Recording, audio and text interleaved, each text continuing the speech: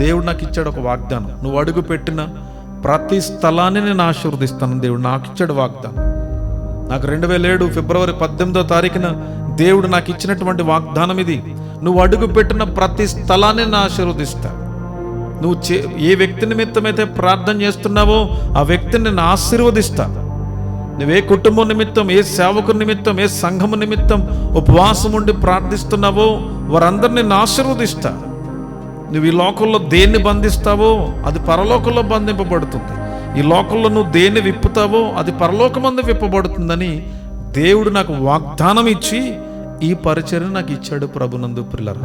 లేకపోతే పుల్లుని చూసి నక్కన వాతెట్టుకున్నట్లు నేను సేవలోకి రాలేదనే సంగతిని మీరు గమనించాలి.